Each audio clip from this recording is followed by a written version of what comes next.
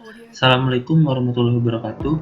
Saya Muhammad Mutakin dari kelas PAM RD akan mempresentasikan aplikasi Android yang saya kembangkan untuk lapor COVID. Latar belakang dari pembuatan aplikasi ini adalah karena sedang marak-maraknya virus corona dan perkembangan virus pun saat ini menurut saya tidak real time karena banyak dari kasus-kasus yang sudah hilang ataupun kasus-kasus yang sudah negatif masih tercatat positif sehingga data-datanya tersebut tidak sesuai dengan keadaan saat ini. Tujuan pembuatan aplikasi ini ada 3, yaitu 1. Mempermudah masyarakat untuk update perkembangan kasus corona secara real time. Jadi setiap ada data pasien yang sudah sembuh ataupun baru saja hilang status positifnya, maka akan langsung terhapus dari daftar pasien corona. Kemudian menyediakan layanan untuk admin rumah sakit untuk memberikan informasi terbaru terkait kasus corona secara real time. Jadi dengan aplikasi ini admin bisa dengan mudah mengupdate ataupun menghapus data pasien yang positif ataupun negatif corona. Menyimpan data seputar pasien menggunakan Firebase yang dapat dikelola oleh admin. Di sini menggunakan Firebase guna untuk mempermudah admin dalam mengelola data pasien corona. Rancangan yaitu use case diagram. Use case diagram ini terdapat 2 aktor, yaitu admin dan user umum. User umumnya adalah maksudnya selain admin bisa masyarakat luas ataupun sebagainya. Di admin terdapat 4 fitur yang bisa digunakan, yaitu daftar pasien, histori, pasien sembuh, dan tambah pasien. Untuk fitur daftar pasien, pasien sembuh, dan tambah pasien diharuskan oleh admin untuk login terlebih dahulu dikarenakan ketiga fitur itu akan mengelola data pada Firebase, seperti contoh menambah daftar pasien ataupun menghapus daftar pasien. User umum tentu saja tidak boleh untuk mengelola atau mengubah database. Nah, kemudian jika memang belum memiliki akun, maka admin diwajibkan untuk register terlebih dahulu. Kemudian yang kedua ada aktor umum. Aktor umum hanya memiliki satu akses, yaitu history. Melihat history kemudian menampilkan riwayat kasus COVID-19. Kemudian ada activity diagram. Activity diagram dibagi menjadi 2 juga, yaitu ada admin. Admin di sini activity diagramnya adalah pertama, jika sudah memiliki akun maka bisa langsung login, kemudian bisa mengakses semua menu-menu atau semua fitur yang disediakan oleh aplikasi COVID-19. Jika belum, maka diharuskan untuk daftar, kemudian baru bisa login dan mengakses semua fitur-fitur tersebut. Kemudian activity diagram umum atau user selain admin. Di sini ada satu fitur saja yang bisa digunakan atau diakses oleh user umum, yaitu adalah history. Apa itu fungsi history? Yaitu adalah melihat riwayat kasus COVID-19, seperti berapa kasus positifnya atau berapa orang yang sudah sembuh. Simpulan dan saran. Kesimpulan ini, aplikasi ini berbasis Android yang penulis buat berdasarkan permasalahan yang penulis temukan terkait kurang update informasi virus corona. Kedua, aplikasi ini mempermudah masyarakat untuk mendapatkan informasi update virus corona dengan mudah. 3. Aplikasi ini menyediakan layanan untuk mempermudah admin rumah sakit untuk melapor data kasus virus corona. Nah, sarannya adalah aplikasi lapor virus corona ini dapat dikembangkan fiturnya lebih kompleks atau bisa lebih luas, karena dalam aplikasi ini baru ada 4 fitur yang sudah saya kembangkan dan mungkin dapat digunakan secara umum karena saat ini pandemik virus corona sedang marak-maraknya di Indonesia. Kemudian saya akan menjelaskan tentang source code yang akan saya jelaskan pada video berikutnya. Berikutnya saya akan menjelaskan tentang source code pada aplikasi lapor COVID.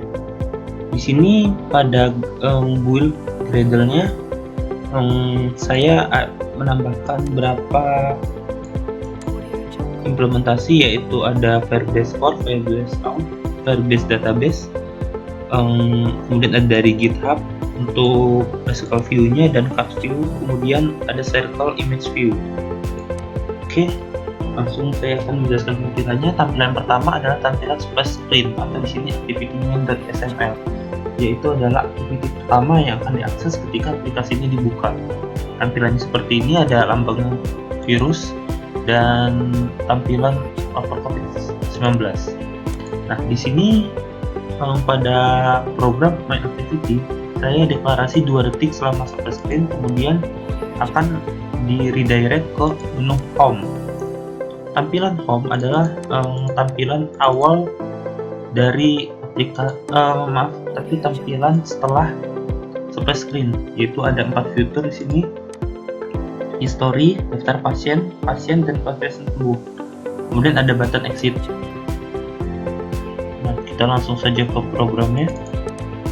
Nah, di program ini home ini hanya perpindahan dari setiap activity ketika fitur-fitur tersebut dipencet. Misalnya menu pasien, dia di redirect ke login karena untuk menambahkan pasien harus login terlebih dahulu. Kemudian daftar pasien di redirect ke list real time database. Ini adalah untuk menampilkan data-data pasien ke dalam reservoir view. Nanti akan saya jelaskan dan saya berikan contoh tampilan untuk reservoir view-nya. Kemudian ada void pasien sembuh, akan di redirect ke login juga karena harus login terlebih dahulu baru bisa mengedit data pasien sembuh. Kemudian untuk button exit di sini ada finish, yaitu untuk menutup semua activity atau untuk keluar dari aplikasinya.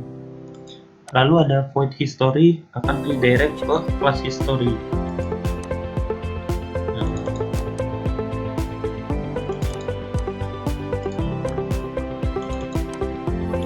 Kemudian ada tampilan login dan register.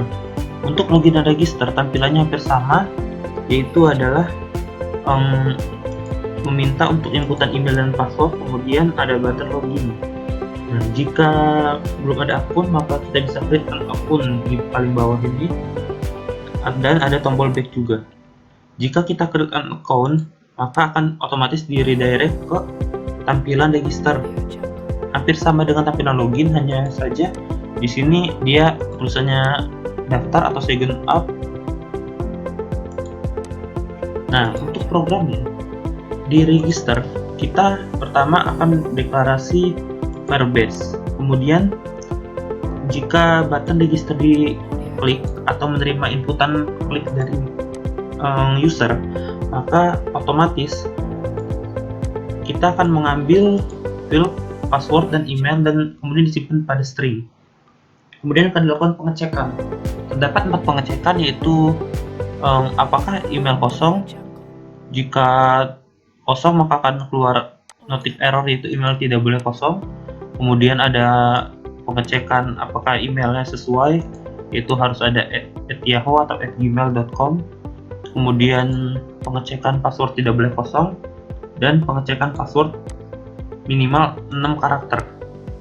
Jika kondisi tersebut sudah berhasil dilewati, maka akan masuk ke else, dan jika berhasil akan langsung redirect ke login activity. Jadi kalau misalnya sudah berhasil register, akan ke redirect ke halaman login. Kemudian ada fungsi back. Jika back dipencet, dari register akan kembali ke menu login, mirip seperti yang di atasnya. Nah, ini untuk menu login. Menu login ya mirip seperti register. Seperti tadi, jika di login kita belum punya akun, kita memencet create an account, maka dia akan redirect ke activity register.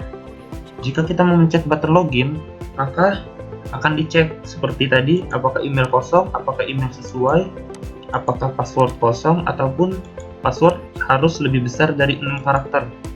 Jika sesuai, maka data tersebut akan dicek. Pengecekannya adalah di sini. Nah, di sini kita akan mengecek apakah email dan password sesuai dengan yang ada di Firebase. Jika benar, maka dia akan ke redirect ke main 3 activity. Nah, kita lihat untuk tampilan main 3 activity. Main 3 activity adalah tampilan untuk input data pasien COVID-19.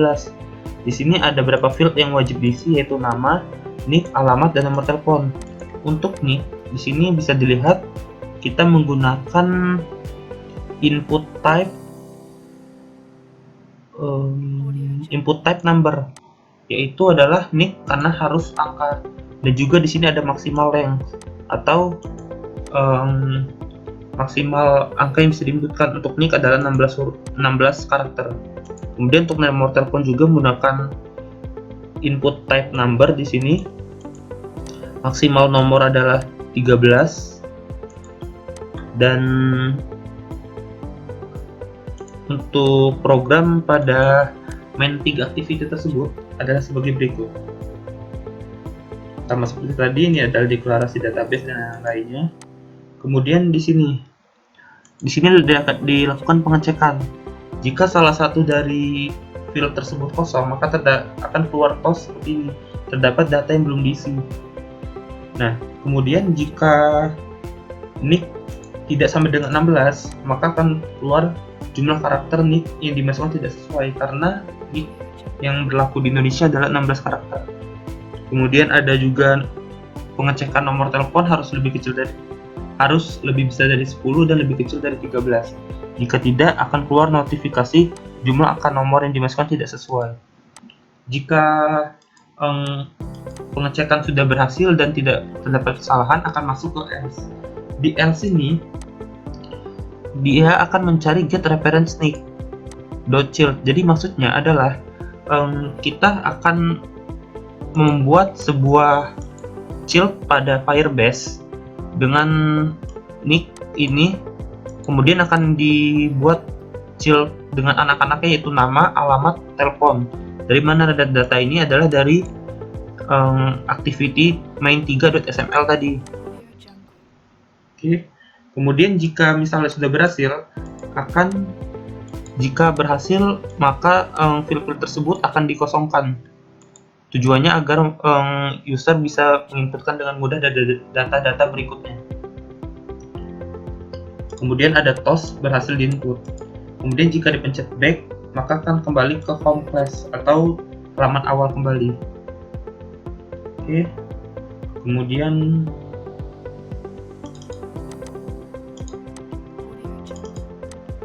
di sini ada pasien sembuh activity. Pasien sembuh activity tampilannya seperti ini. Di sini ada NIK dan tombol hapus. Apa maksudnya tombol hapus? Maksud dari tombol hapus adalah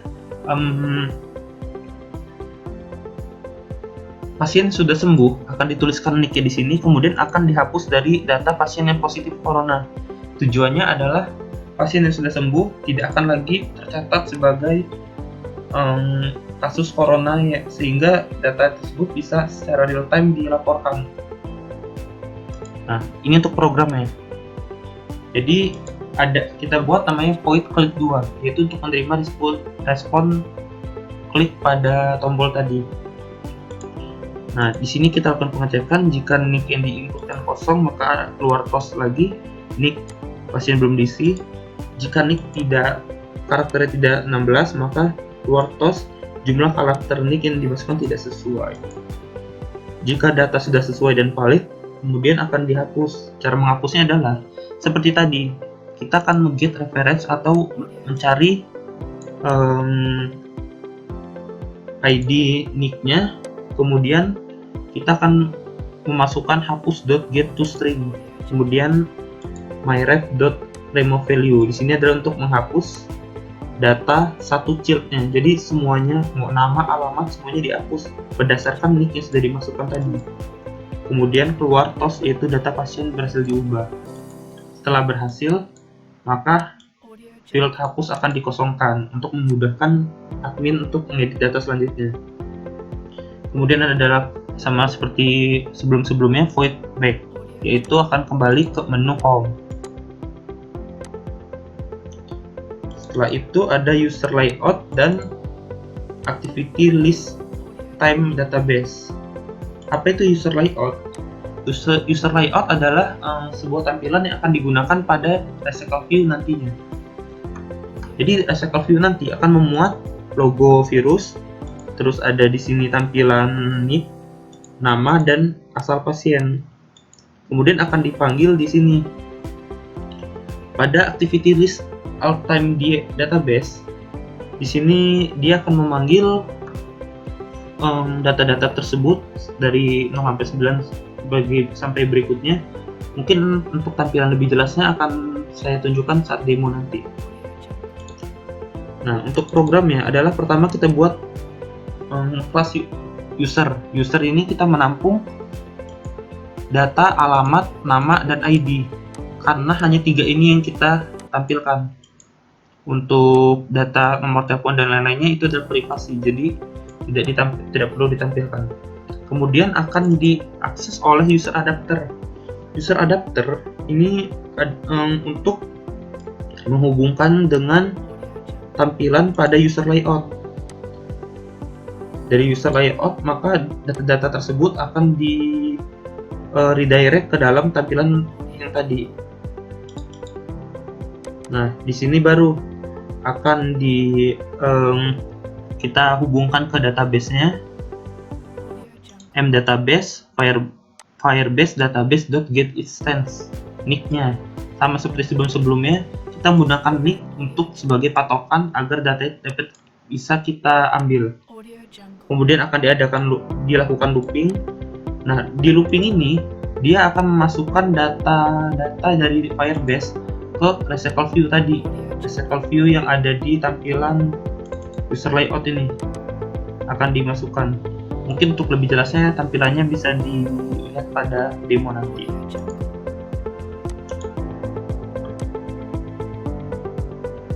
Nah, kemudian mungkin ini untuk manifestnya. Untuk manifestnya yang pertama kali dijalankan adalah main activity. Kemudian ada beberapa kelas yang dibutuhkan, yaitu home, login, dan sebagainya. Baiklah, untuk presentasi source code mungkin hanya segitu yang bisa dapat saya sampaikan. Untuk lebih jelasnya tampilan-tampilan yang ada dalam aplikasi ini akan saya perlihatkan pada demo berikut ini. Baiklah, saya akan mendemokan aplikasi yang saya buat, yaitu lapor COVID. Ini adalah tampilan splash screen dari aplikasi saya, lapor COVID. Kemudian terdapat 4 menu, yaitu history, daftar pasien, dan pasien sembuh. Pertama, kita akan melihat dari daftar pasien. Pada daftar pasien ini, dia menggunakan recycle view, yaitu menampilkan data dari Firebase yang kemudian menampilkan nama pasien, NIP atau nomor induk penduduk, dan juga asalnya, asal si pasien. Kemudian ada tombol back di sebelah bawah kiri. Kemudian ada tombol tambah pasien. Untuk menambah pasien, si admin harus login terlebih dahulu. Jika belum ada, ia harus mendaftarkan akun di bagian paling bawah, create an account. Buat akun, masukkan emailnya.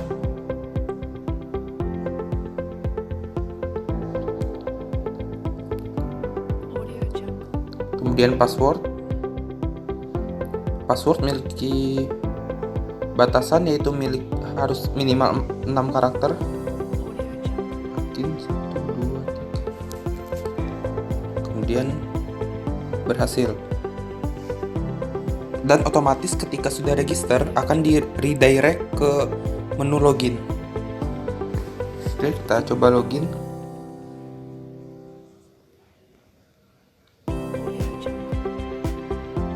.com 1, 2, 3. Oke, masuk ke menu tadi, tambah pasien. Kita coba masukkan nama pasien, misalnya Jaudi, nick agar mudah dihafal, nicknya akan saya tulis 121212.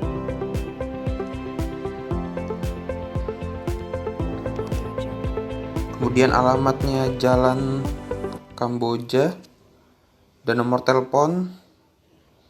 Untuk nomor telepon harus minimal sesuai dengan panjang nomor telepon yang sesuai format, yaitu 12 sampai 13 angka. Dan ini maksimal ya. Jadi setelah sudah 13 angka tidak bisa ditambah lagi digit nomor teleponnya. Kita tambah, data berhasil diinput dan semua field akan jadi kosong lagi. Oke, kita coba back. Nah, kita cek di daftar pasien. Akan muncul pasien yang baru diinput, yaitu Jauldi, nicknya 121212 di bagian paling atas. Oke. Kemudian kita cek untuk pasien sembuh. Pasien sembuh ini untuk mengedit pasien sembuh harus menjadi admin. Jadi kita harus login terlebih dahulu lagi. muhammad1@gmail.com. Nah, kita harus inputkan nick pasien yang akan dinyatakan sembuh. Oke, data pasien berhasil diubah. Kita coba data pasien, maka Jauldi tidak ada di data pasien COVID-19. Jadi pada aplikasi ini data pasien akan dikalkulasikan secara real time. Pasien yang sudah sembuh akan dihapus dari data, kemudian ditampilkan dengan daftar pasien di data pasien COVID-19. Oke. Kemudian di bagian kanan ada tombol exit untuk keluar dari aplikasi. Baiklah, sekian presentasi dari saya. Bila ada kesalahan kata saya mohon maaf. Wassalamualaikum warahmatullahi wabarakatuh.